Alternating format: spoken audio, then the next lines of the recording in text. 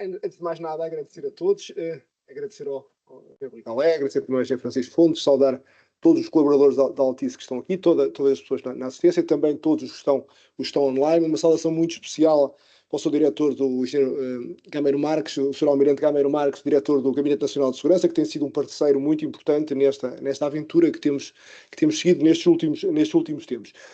Foram dados 30 minutos, eu pus aqui o cronómetro, ver se isto não foge muito do tempo.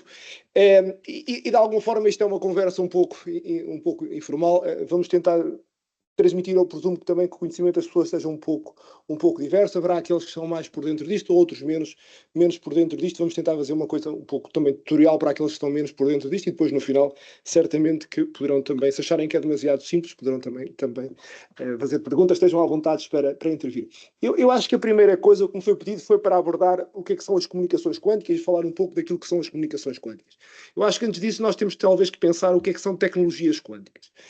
Porque as comunicações são uma parte das tecnologias quânticas. E, de facto, quando nós falamos de tecnologias quânticas, aquilo que nós verdadeiramente estamos a falar são tecnologias quânticas da informação. Ou seja, no fundo, utilizar a natureza quântica, utilizar as propriedades e os recursos que a tecnologia quântica nos dá para processar informação, transmitir informação. É isso que nós procuramos fazer. Aquilo que nós tentamos fazer é explorar três particularidades, três novos recursos que a tecnologia quântica nos traz, que é a não clonagem, é a sobreposição e é o entrelaçamento.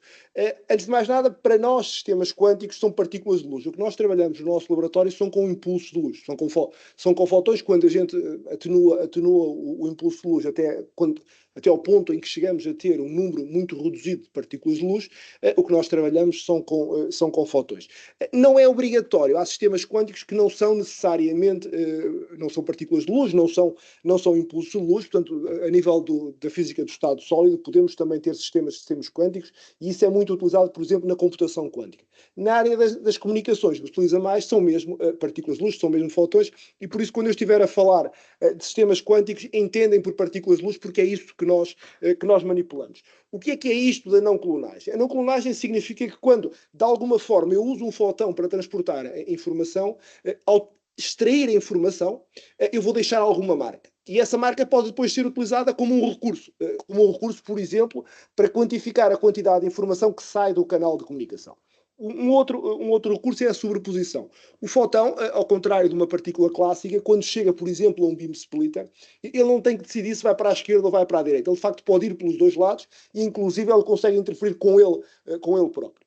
O entrelaçamento corresponde a pegar em dois fotões ou mais fotões, fazê-los interagir entre si, e eles continuam a ser partículas independentes. Nós conseguimos separá-las, uma pode ir para a esquerda, outra pode ir para a direita, mas mas passam a ser regulados pela mesma função de onda. Ou seja, no fundo, eles passam a comportar-se como se fossem uma mesma partícula, mas a gente consegue separar uma parte da outra. Isto parece um pouco, no fundo, são novos recursos que a tecnologia quântica nos dá, e a ideia é explorá-los para fazer tecnologia que, de alguma forma, ou nos permita fazer aquilo que nós já fazemos de forma mais eficiente, ou nos permita fazer coisas que nós hoje ainda não conseguimos fazer com a tecnologia clássica. Isto parece um pouco estranho para quem não está tão habituado, mas eu aqui desafiava-vos a colocarem-se há cerca de 200 anos atrás, quando começou a teoria eletromagnética e quando o Faraday começou com o eletromagnetismo. De facto, aquela coisa de nós termos um conjunto de eletrões a andarem num fio condutor, e passado centenas de quilómetros começarem a dançar de forma síncrona, na altura devia parecer uma coisa altamente estranha. E, portanto, eu acho que se nós nos tentarmos colocar aí, nós vemos que, de facto, a nossa estranheza perante a tecnologia quântica, perante estes recursos, resulta simplesmente do facto de nós não estarmos habituados a ela. Porque, de facto, o que se passa dentro de um telemóvel são tudo coisas altamente estranhas. E se nós nos colocarmos há 200 anos atrás, isto seria tudo muito altamente estranho, e nós hoje achamos que tudo isto é normal, porque simplesmente dominamos a tecnologia. E eu acho, uma coisa que eu não sou capaz de fazer é prever o futuro, até porque esta coisa de prever o futuro é extremamente difícil. Mas nós, às vezes, podemos olhar para trás para ver como as coisas evoluíram, porque a história tem esta coisa tem uma certa tendência para se repetir. Eu acho que o mais que nós conseguimos fazer é tentar olhar para trás e tentar perceber como é que as coisas se passaram, para ver se encontramos padrões e se por aí nos consegue guiar no futuro. Se nós repararmos, No início nós tivemos um conjunto de físicos que perceberam o fenómeno do eletromagnetismo, depois tivemos um conjunto de matemáticos que, nomeadamente durante e após a Segunda Guerra Mundial, alicerçaram aquilo que são os fundamentos da teoria da informação e da teoria da computação, e, entretanto, um conjunto de engenheiros que foram desenvolvendo, no fundo, um conjunto de dispositivos que serviu para utilizar isto, para tornar isto ao serviço das pessoas. Se vocês olharem para as escalas de tempos que estão aqui envolvidas, desde a descoberta inicial de Faraday até ao primeiro telefone de Alexandre Bell, que ele dizia que ia servir, por exemplo, a grande aplicação que ele disse quando colocou a patente do telefone é que ia servir para ouvir ópera a partir de casa. Reparem, ninguém hoje ouve ópera utilizando o telefone a partir de casa. Portanto, quando eu disser que o computador quântico vai servir para isto, lembrem-se do Alexandre Bell, porque provavelmente estou a cometer uma gafe tão grande como aquela que ele cometeu, mas passaram-se 50 anos. Desde a descoberta de Faraday até ao Turing, que em 48, no fundo, até ao Turing, que começou os fundamentos da computação, passaram-se 100 anos. Até o que levou depois ao ENIAC, o primeiro grande computador, que era assim, ocupava uma sala inteira, e se calhar ainda há aqui alguns que se lembram do computador em que a gente programava com os picotados, com os furos. Eu não era dessa altura, mas lembro-me ainda de programar num VAX VMS em que a gente tinha um tempo de computação que acabava ao tempo, já não podíamos utilizar mais aquilo. Portanto, quando nós hoje olharmos para um computador quântico e olhamos para aquilo tão estranho e não é tão user-friendly como o PC que nós hoje temos em casa, temos que também tentar voltar para trás e perceber como é que era no passado, naquilo que nós designamos hoje por tecnologia clássica. Mas só para terem uma ideia, e quando de facto isto tudo explodiu, foi quando surgiu, não a internet, porque a internet surgiu na década de 60, mas quando surgiu o www, quando no fundo surgiu uma interface para a internet altamente amigável que permitiu democratizar o acesso à informação. E neste percurso todo passou-se mais de um século. Nós tentarmos olhar para aquilo que é a teoria quântica, nós vimos que de facto há cerca de um século, no início do século XX, houve um conjunto de físicos que descobriram os fenómenos. Houve depois também um conjunto de engenheiros que foram desenvolvendo os sistemas e um conjunto de matemáticos, de forma, se quiserem, muito análoga àquilo que se pareceu com a teoria clássica, que foram trazendo novas ideias. Novas ideias na área, o trabalho inicial de Stefan Isner, na área da informação quântica, o trabalho depois do Bennett e do Brassard no âmbito da criptografia quântica, e o trabalho do Shor e depois do Grover na área da computação quântica, e depois de muitos outros. Se olharmos para os tempos que estão envolvidos, são ordens de grandeza muito idênticas. E nós hoje estamos a cerca de 100 anos. E olhando para trás, 100 anos foi mais ou menos, ou 150 anos foi o tempo que demorou a aparecer, de facto, aquela killer application, aquilo que mudou a nossa sociedade. Portanto, é natural que hoje a gente esteja à beira de um início de alguma coisa. E, de facto, as Nações Unidas, através da ONU, decretaram o próximo ano como o ano das tecnologias quânticas, e eles têm um slogan que eu acho particularmente feliz. Eles dizem: 100 anos de quantum é apenas o início. E eu acho que verdadeiramente o que nós estamos a assistir é o início. É o início de uma revolução uma revolução tecnológica que vai ter impactos bons e maus, como todas as revoluções tecnológicas. Depende um pouco de nós, para onde guiamos as coisas e da forma como as conseguimos implementar e construir, e do engenho que vamos ter. Certamente que uma das aplicações mais marcantes é a computação quântica. A computação quântica. O que é um computador quântico? O computador quântico é uma máquina que nos vai passar a permitir resolver problemas que hoje são intratáveis, ou seja, o computador quântico não vai resolver todos os problemas de forma mais eficiente que o computador clássico faz, mas vai resolver alguns que nós sabemos que, usando o computador clássico, são impossíveis de tratar e que passam a ser possíveis utilizando o computador quântico. E isto é benéfico. Genericamente, se nós dissermos do ponto de vista genérico, isto claramente é benéfico e pode trazer ganhos para a humanidade em muitas áreas, nomeadamente na área da otimização, na área ambiental, na área da medicina, pode trazer muitos ganhos. Mas também traz algumas ameaças. E nós hoje vamos falar aqui um pouco do computador quântico como algo que traz ameaça. Porquê? Porque, basicamente, a nossa sociedade da informação está em grande medida protegida, ou a proteção da nossa sociedade da informação é em grande medida feita através da complexidade computacional. E o computador quântico ataca precisamente a complexidade computacional porque corresponde a um avanço muito grande na capacidade computacional. Portanto, de facto, o computador quântico é uma máquina que utiliza os princípios da mecânica quântica, ou seja, o princípio da sobreposição, do entrelaçamento e da interferência, ou da não clonagem, da interferência, neste caso, para tentar resolver esse conjunto de problemas de forma mais eficiente. De facto, quando nós temos um bit, e nós todos temos a ideia de um bit como tendo, no fundo, um grau de liberdade, pode ser 0 ou pode ser 1, e nós passamos para um qubit. E um qubit não acrescenta muito mais. O que um qubit é, e um qubit pode ser um fóton que está polarizado, pode ser, por exemplo, pode ser a polarização do meu fóton, pode ser entendido como uma polarização, pode ser implementado usando um fóton. Eu não ganho muito mais, ganho mais um grau de liberdade. Eu passo de 1 para 2 graus de liberdade. E, de facto, se eu adicionar n bits, no fundo, se adicionar 8 bits, tenho 1 byte, se adicionar 64 bits, ou seja, começo a ter uma palavra, e, no fundo, as coisas escalam linearmente. Se eu adicionar qubits, acontece a mesma coisa. Mas se eu os entrelaçar, as dimensões que estão associadas passam a crescer exponencialmente. E é aqui que verdadeiramente está o ganho do computador quântico. É que eu, ao adicionar qubits, ao entrelaçar os qubits, eu passo a ter a capacidade de trabalhar com espaços vetoriais de uma dimensão que cresce exponencialmente e cresce com 2 elevado a n, e aqui é que está o grande ganho.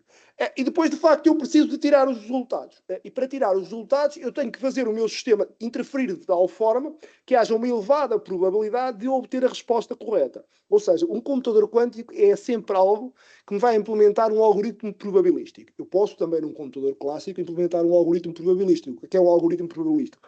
É um algoritmo que me dá a resposta com uma probabilidade tão grande quanto eu queira, dependendo do tempo, normalmente, do número de iterações que eu tenho. Se eu tiver um número de iterações muito grande, se eu estiver disposto para esperar muito tempo, eu obtenho um elevado grau de confiança na resposta que me é dada. Se eu quiser uma resposta mais rápida, eu vou ter um menor grau de confiança. Mas um computador quântico insere-se nesta classe, ou seja, nesta clássica de máquinas que o que nos permite implementar é um algoritmo probabilístico. Eu tentei colocar aqui, no fundo, e isto eu já disse, aquilo que é, no fundo, a grande ameaça do computador quântico tem a ver com o facto de nós segurarmos a nossa informação, dos nossos sistemas de informação, estarem essencialmente seguros por problemas matemáticos, por problemas que são complexos de resolver, do ponto de vista de complexidade computacional. E, de facto, conforme eu vos vou mostrar, se nós não fizermos nada, quando um computador quântico surgir, os nossos sistemas de informação, aquilo que é a criptografia atual, passa a ficar vulnerável, e por isso é que nós hoje assistimos a este movimento. No fundo, quando nós falamos em pós-quantum, significa dotarmos os nossos sistemas de tecnologia que seja robusta relativamente a um computador quântico. O que nós sabemos, e reparem, nós estamos a falar de uma máquina que existe hoje com uma dimensão muito pequena. Para aqueles que são mais ou menos da minha idade, eles lembram-se do Spectrum, ou seja, nós estamos a falar mais ou menos, ainda menos que o Spectrum, eu diria. É um computador que ainda faz menos que o Spectrum, porque de facto o Spectrum já tinha 48 kilobits ou 72K, tinha o Timex, portanto andava por aí, e o computador quântico provavelmente ainda tem menos, se a gente tem uns milhares, neste momento tem centenas de qubits lógicos, portanto ainda é algo antes disso. Ou seja, nós estamos a tentar prever o que é que uma máquina que ainda não existe pode fazer. O que nós sabemos é que existem estes dois algoritmos, existem muitos outros, mas estes dois são particularmente críticos para nós, o algoritmo de Shor e o algoritmo de Grove. O algoritmo de Grove, e vai ser até aquilo que eu vou falar mais, é um algoritmo que me permite implementar o problema, no fundo, implementar o algoritmo da força bruta, que é, eu tenho um problema, eu vou testar todas as soluções até encontrar a solução. Ou seja, no fundo a forma mais a martelo para resolver um problema, é procurar todas as soluções e quando eu encontrar, está lá a solução. E vocês vão ver que o algoritmo de Grove permite-me passar de um problema que cresce exponencialmente para um problema que cresce subexponencialmente. Ou seja, o ganho, à partida, pode parecer que não é muito. O que não é verdade, porque passar de exponencial para subexponencial, vocês vão ver que já tem um ganho muito elevado. No entanto, ele não representa um problema fundamental, porque basicamente significa que nós podemos duplicar. Se eu duplicar o tamanho das minhas chaves, eu continuo a ter um grau de segurança análogo. Já o problema de Shor é bem mais crítico, porque ele permite-me passar de problemas que têm complexidade exponencial para complexidade polinomial, e aí, por muito que eu aumente a chave, eu nunca consigo chegar, no fundo, ao mesmo nível de complexidade. De qualquer forma, eu vou focar mais no algoritmo de Grove, porque é mais fácil nós termos valores exatos para podermos comparar, e eu quis colocar aqui alguns valores só para vocês terem alguma ideia mais precisa daquilo que estamos a falar. Quando nós falamos em complexidade computacional, nós falamos, no fundo, em classe de problemas. E nós, se pensarmos num computador clássico, grande parte dos problemas que nós resolvemos colocam-se ali naquela classe que a gente designa por P. São aqueles problemas que são fáceis de resolver e fáceis de testar. Resolver um problema é encontrar a solução de um problema. Testar um problema é, dada a solução, verificar se aquilo de facto é a solução válida para o problema. No fundo, é quase como na escola primária a gente resolvia as contas de equações e depois fazia lá a prova inversa. Então era um quadradinho que a gente fazia lá umas contas e verificava se aquilo estava certo. No fundo, é exatamente a mesma coisa. Grande parte dos problemas que nós resolvemos usando um computador clássico estão ali. No entanto, existem, ou nós acreditamos que existem, e provavelmente ninguém conseguiu provar que eles existem, mas também ninguém conseguiu provar que eles não existem, e há grandes evidências que existem outros problemas para além daquilo que são problemas da classe P. São problemas que crescem exponencialmente, que são problemas que nós conseguimos testar, mas não conseguimos resolver. Por exemplo, se eu vos der um número muito grande e vos pedir um número muito grande que resulte do produto de dois primos, vocês não vão conseguir fatorizar. Se o número for muito grande, vocês não o conseguem fatorizar em tempo útil, portanto não o conseguem resolver. Mas se eu vos der os números, vocês conseguem multiplicar em tempo linear, conseguem testar. É deste tipo de problemas que nós estamos a falar. São problemas que nós não somos capazes de resolver, mas dada a solução nós somos capazes de testar se de facto aquilo é a solução ou não é do problema. A criptografia que nós usamos atualmente, nós podemos dividi-la em duas grandes classes. Na criptografia simétrica e na criptografia assimétrica. A criptografia simétrica é quando as entidades que estão envolvidas partilham um segredo, têm a mesma chave. A criptografia assimétrica, ou criptografia pública, é quando eu utilizo chaves que não são iguais. Uma é chave pública, outra é uma chave privada. Se quiserem, a chave pública serve para fechar, mas eu só consigo abrir, só consigo desencriptar usando a chave privada. E estas duas classes estão alicerçados em problemas matemáticos bem distintos um do outro. No que diz respeito à criptografia simétrica, há muitos problemas que podem ser usados para isto. Naquilo que diz respeito à criptografia pública e à criptografia assimétrica, há um conjunto relativamente restrito de problemas que nós sabemos que podem ser utilizados. Por exemplo, o problema que eu já falei aqui da fatorização de números primos é um que é utilizado, por exemplo, no RSA, ou então o problema do logaritmo discreto é outro problema que são utilizados. De facto, são os dois que nós hoje usamos. Não quer dizer que eventualmente não haja mais.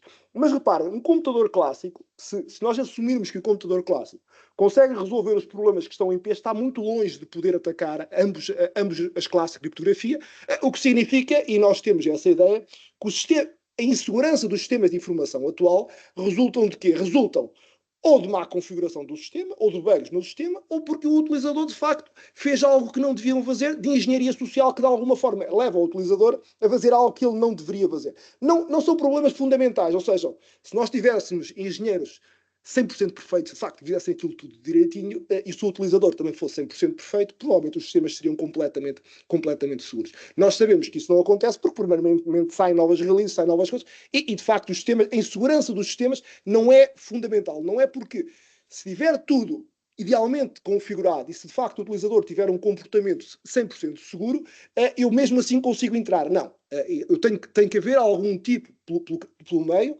tem que haver algum tipo de fragilidade que devido à tecnologia ou devido ao comportamento do utilizador. E aquilo que nós estamos agora a falar é algo diferente, é algo que, mesmo tudo bem configurado, mesmo o utilizador tendo um comportamento ideal, nós conseguimos, porque do ponto de vista fundamental, nós conseguimos quebrar o sistema. É algo completamente diferente. Mas com um computador clássico nós de facto conseguimos fazer um pouco mais. Porque nós também num computador clássico podemos correr um algoritmo probabilístico. Um algoritmo probabilístico será um algoritmo que não nos dá sempre a resposta, mas dá-nos muitas vezes a resposta, e nós queremos que os nossos sistemas sejam seguros todos os dias e, portanto, queremos que eles sejam seguros sempre. Mas, de qualquer forma, vocês veem que a capacidade de atacar de um computador clássico está ainda relativamente longe daquilo que é quer a criptografia simétrica, quer a criptografia assimétrica. Quando nós colocamos um computador quântico, nós, de facto, temos aquele ganho enorme. E há, pelo menos, uma classe de problemas que estão naqueles que nós utilizamos para a criptografia pública que passam a ser vulneráveis, nomeadamente os dois que nós utilizamos, que é o problema da fatorização e o problema do logaritmo discreto. E, portanto, eu coloquei aqui alguns números só para vocês terem alguma ideia. E estes números não são da criptografia simétrica, ou seja, são de cima. Porque da criptografia assimétrica é mais difícil dar números exatos. Se vocês hoje tentarem atacar o AES utilizando um computador clássico, vocês veem que é completamente impossível. Vocês, para percorrerem todo o espaço, e mesmo assumindo que em média basta percorrer metade do espaço para encontrar a chave, vocês chegam a coisas como 13 mil milhões de anos que seria necessário para percorrer todo o espaço. Portanto, é pior que encontrar uma agulha num palheiro, portanto, vocês, não é possível de todo fazê-lo. E aqui eu assumi que a capacidade computacional seria da ordem de 1 teraflop. 1 teraflop, hoje, nós podemos assumir que é aquilo que algo, porventura, uma organização com alguma capacidade financeira poderá ter acesso. De facto, a União Europeia, no início deste ano, disse que ia construir um computador, ou que ia iniciar um computador que ia ter a capacidade de 1 hexaflop, ou seja, seria qualquer coisa como 10 elevado a 18, portanto, cerca de 1 milhão de vezes mais potente que 1 teraflop. E nós sabemos hoje que os Estados Unidos têm pelo menos 3 destes supercomputadores na ordem dos hexaflops. Mas mesmo com este tipo de computadores, se nós tentarmos atacar o AES, nós fazemos algumas contas e vimos que estamos a falar cerca de 500 vezes a idade do universo, ou seja, é completamente impossível, mesmo com estes supercomputadores. Se nós utilizarmos um computador quântico para fazer isto, e só utilizando o algoritmo de Grove, que é aquele que nós dizemos que não é o mais crítico, nós passamos para 3 meses. Ou seja, nós passamos de 500 vezes a idade do universo para 3 meses o tempo computacional que será necessário. Agora, neste caso, e o NIST foi o NIST que o disse, e é óbvio que nós podemos fazer para nos continuar a proteger é duplicar o tamanho das chaves. O que em princípio não é muito complicado. Em vez de termos um AES 128, passamos a um 256 e à partida do ponto de vista de complexidade computacional estamos dentro da mesma ordem de grandeza e passaríamos a estar seguros. O problema é quando nós olhamos para o algoritmo de Shor, porque aí passamos de complexidade exponencial para complexidade polinomial e aí, por muito que a gente tente aumentar a chave, nunca mais lá vamos chegar. E esse é que é verdadeiramente o grande problema. E, portanto, isto, de facto, foi um problema que é conhecido, e desde o início desta década, nomeadamente os Estados Unidos iniciaram um movimento muito forte. E reparem que eles foram muito claros naquilo, quando eles definiram a estratégia nacional, foram muito claros em relação a isto. O que eles pretendem é a liderança na computação quântica e mitigarem os riscos da computação quântica. É a estratégia dos Estados Unidos que ele definiram para a área da computação quântica, tem estes dois pilares, estes dois objetivos. Eles incumbiram o NIST de fazer um trabalho que levasse a um conjunto de standards. A verdade é que o NIST, em 2024, portanto, neste ano, em meados deste ano, publicou 3 standards que são standards pós-quânticos, ou seja, são novos problemas que à partida são robustos relativamente a um computador quântico, ou pelo menos nós acreditamos hoje que o são, e que iniciaram um processo de migração para a tecnologia pós-quântica. Nós temos vindo a aparecer um movimento análogo também na Europa, nomeadamente a Comissão Europeia lançou no início deste ano uma recomendação para no fundo, uma recomendação no sentido da transição pós-quântica e também falando em sistemas híbridos, ou seja, não só utilizando novos algoritmos, mas também utilizando tecnologia quântica para nos proteger da ameaça de um computador quântico, que é essencialmente aquilo que nós tendemos a fazer. E, portanto, há 2 abordagens possíveis. Uma é procurar novos problemas matemáticos, hoje outra é usar a tecnologia quântica para nos proteger. Quando nós usamos a tecnologia quântica, nós no fundo falamos de recursos quânticos, que é a área que é a nossa área de investigação, adicionamos recursos quânticos e com estes recursos quânticos podemos implementar 2 tipos de serviços, tipicamente serviços de ligações seguras e serviços de computação segura. Nós depois na demonstração vamos ver um pouco e eu falarei também um pouco mais sobre este tipo de serviços. Quando nós falamos em tecnologia pós-quântica, o que é que nós estamos a falar? Estamos a procurar naquele grupo restrito de problemas outros problemas que, embora estejam dentro daquele quadrado, estejam fora daquele círculo a vermelho. Nós, obviamente, não conseguimos provar que eles estão fora daquele círculo a vermelho, porque, de facto, não é possível provar. O que nós podemos acreditar é que se ninguém publicou o algoritmo, eles estarão fora disso. Ou se ninguém disse que conseguiria quebrar, eles são inquebráveis. É o mais que nós conseguimos fazer. E construir a nossa criptografia a partir daí. Reparem que e eu queria também vos transmitir esta noção, estas tecnologias, do meu ponto de vista, são tecnologias altamente complementares uma da outra. Ou seja, eu não preciso necessariamente de optar por uma ou por outra, até pelo grau de maturidade das próprias tecnologias é muito distinta. Se eu pondo argumentos em favor da tecnologia do PQC, eu diria que é uma tecnologia certamente mais madura, ou pelo menos baseada em tecnologia mais madura, que é a criptografia clássica. É uma tecnologia que vai permitir uma transição mais suave, porque obviamente o que eu tenho que fazer essencialmente é implementar novas releases de software. É uma tecnologia baseada em software, o que tem algumas vantagens. É uma tecnologia certificada, ou seja, é uma standardizada e que existem institutos capazes de certificar os diferentes equipamentos. Se eu quisesse advogar em favor do Quantum Key Distribution, e reparem que eu aqui o que estou a apontar não é um ou outro, estou no fundo a dizer as vantagens de um e do outro, porque eu acho que eles podem de facto coexistir no tempo e dar-nos diferentes graus de proteção e também, como eu disse, em diferentes momentos.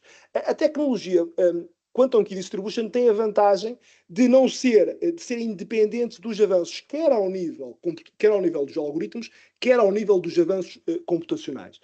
Para além disso, podemos ter elevadas fontes de entropia, e isto é muito importante se nós pensarmos, por exemplo, numa rede IoT em que nós temos pequenos dispositivos que têm muita dificuldade de captar a entropia, mas têm que enviar informação que de alguma forma tem que ser segura.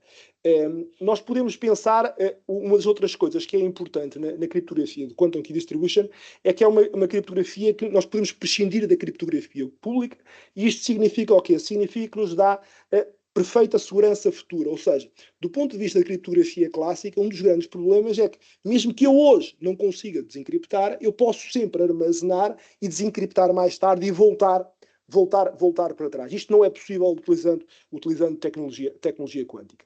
A tecnologia quântica permite-nos também fazer outra coisa, que é conseguir quantificar qual é que é a quantidade de informação que nós perdemos pelo canal de comunicação e quantificar qual é que é a quantidade de informação que foi para alguém que está a atacar o meu sistema. Uma outra questão importante é termos a capacidade de desenvolver sistemas de device independent. O que é isto? Um dos problemas que nós hoje temos é que nós temos aquele equipamento tem um datasheet que é suposto fazer aquilo, mas será que o telemóvel faz mesmo só aquilo que é suposto fazer? Eu confesso que às vezes tenho muitas dúvidas e às vezes até tenho quase certezas que ele faz outras coisas que eu não lhe disse para fazer. E este é um dos problemas grandes que nós temos.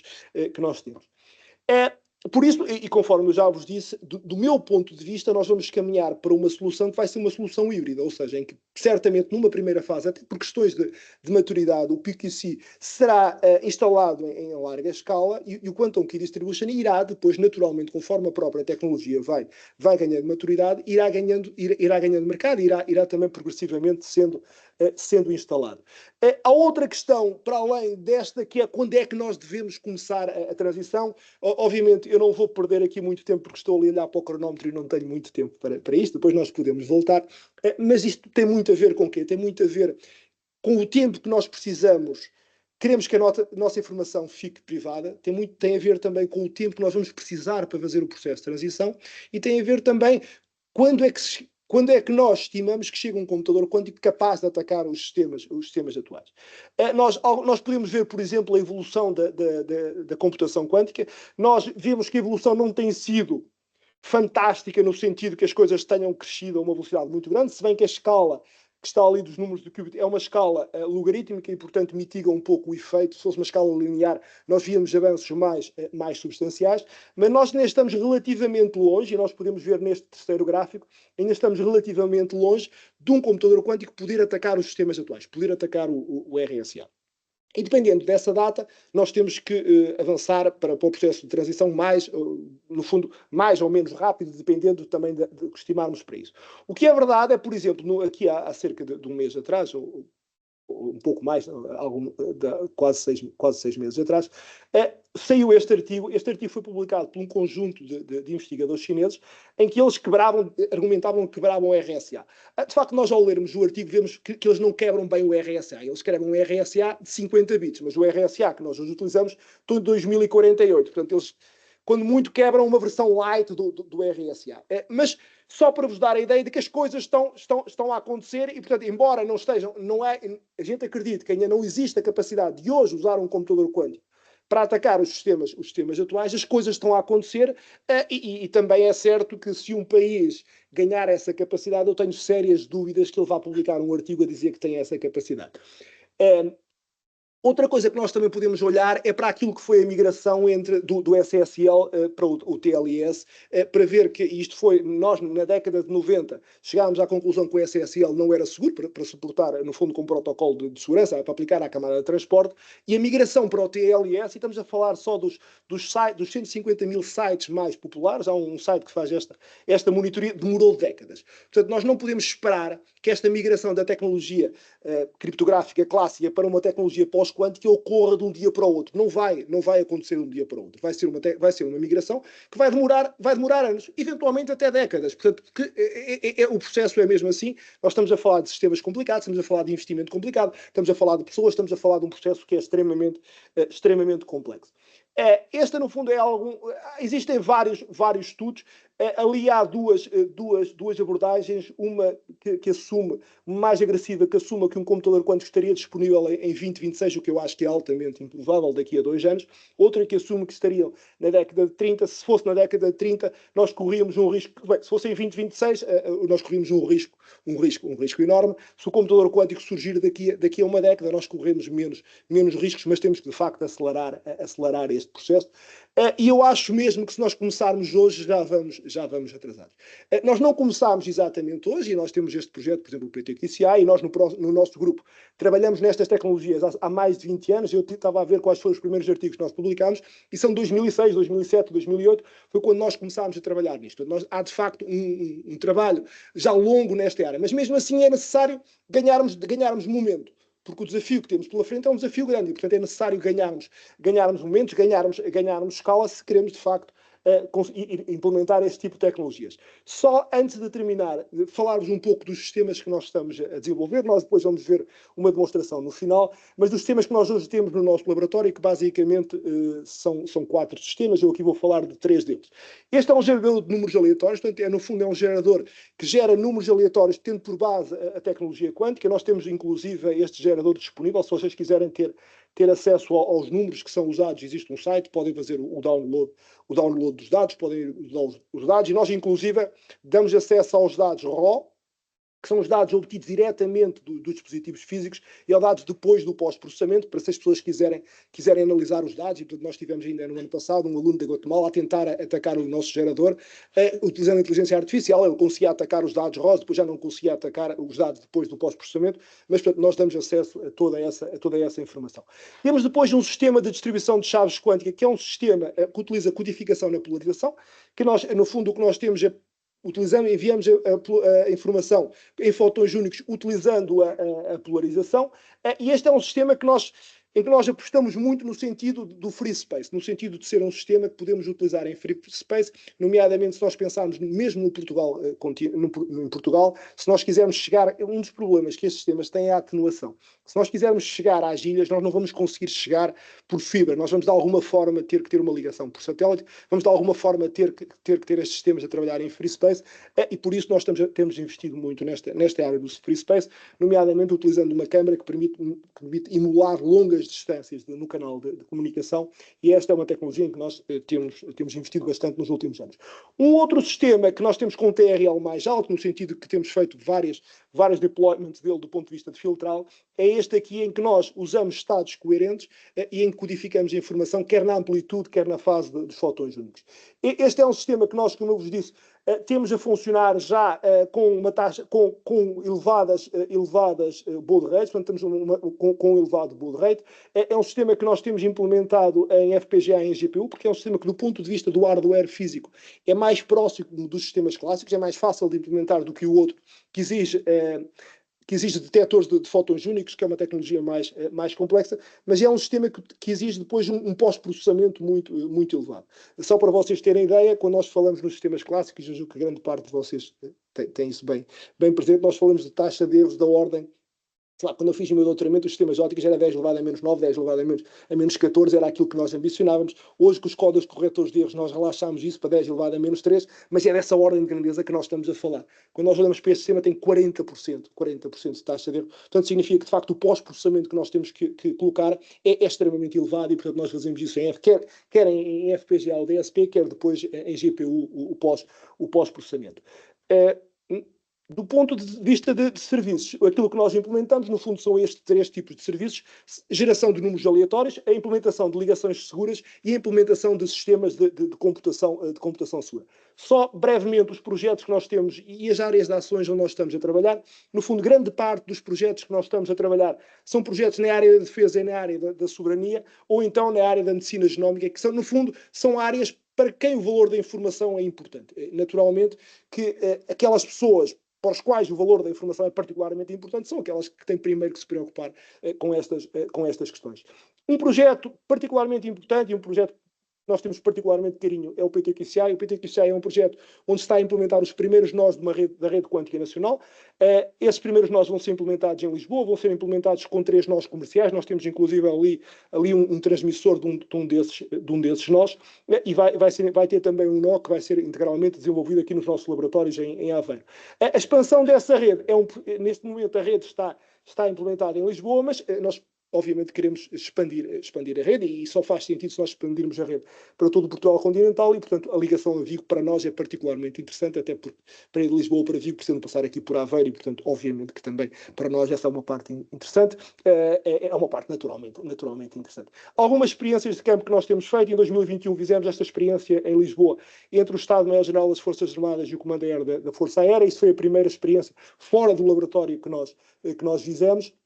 Depois fizemos esta experiência na rede quântica de Madrid. Em torno de Madrid existe uma rede quântica com muitos nós, que a Telefónica e a UPM, que é a Universidade Politécnica de Madrid, gerem, e nesta rede podemos implementar alguns dos nossos protocolos do ponto de vista de Secure Multiparty Computation.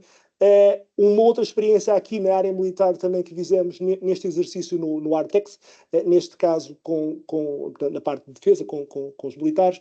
Na parte da Marinha fizemos esta experiência em 2023, em que transferimos as chaves para uma fragata que chega ao porto, é ligado a um cabo com um conjunto de fibras e é transferido.